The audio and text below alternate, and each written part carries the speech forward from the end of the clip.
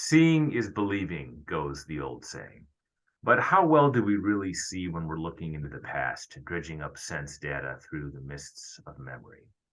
Hello, I'm Jeff M. Brown, legal writer with the State Bar of Wisconsin. I'm here today with Dr. Craig Stark, a professor of neurobiology and behavior at the University of California, Irvine.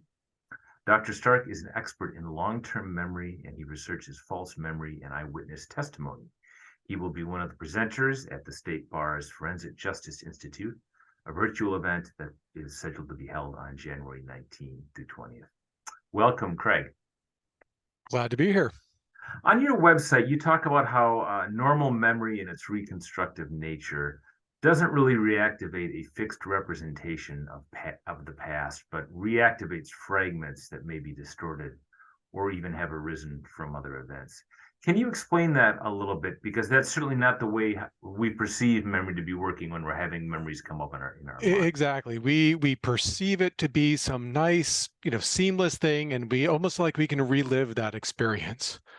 But actually, in your introduction, you hit on a really interesting point, and that is that sort of seeing it, that perception. In fact, our perception is distorted all the time. We see visual illusions, little tricks and everything. We say, oh, wow, look at that. Isn't that neat? Those kinds of things are really actually telling us that there are holes and there are problems even as we are perceiving things in the first place. But as we're then, once it's even gotten into our memory, what got in wasn't some video recording of the event. You can't go back and inspect it later as if it's a picture or something. What got in, and we've known this for a long time, what got in are just a few little bits and pieces from that event. And anytime you retrieve a memory, you're filling things in based upon how you expect the world to actually be. We take a whole, collection of our past experiences, and we use that to fill in really most of what actually we're retrieving. You get a couple little bits actually from the event itself, but a huge amount of it really is filled in. Can you maybe talk about a time that you've come across in research, your writing, or your work where it was a little bit more of a complex memory situation than just red light or green light?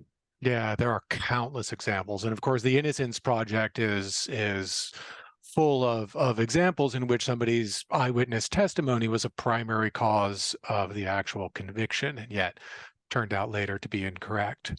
So as I've gone and I've given talks over the years on this, I've had judges come up to me and actually share some of their stories.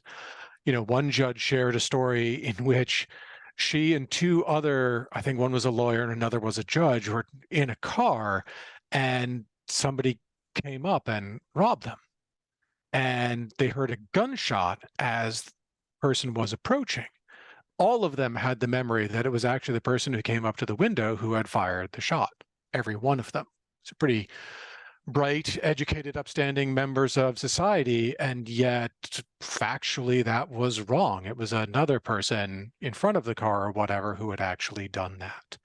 Another one had told me about a case in which he presided over, in which somebody had been assaulted, brutally assaulted, and gave a description, and the police had picked somebody up, and there were a couple things that didn't quite match, but then it was like, yeah, no, that's it, I'm confident. Had moved out of the neighborhood, moved out really of the state even, but had come back for the trial and had gone and then given a deposition, a sworn deposition and everything. That was the person, solidly identifying them. Then as they're actually being driven to the airport, the route takes them through the neighborhood that they were in. Route takes them through there, sees somebody on the steps and said, oh my God, oh my God, oh my God, oh my God, no, stop the car, that's the guy who actually did it. So had been incredibly confident, had gone through here and had picked somebody out and said that was the one who did it. And yet, when confronted with the actual person who did, was able to actually then realize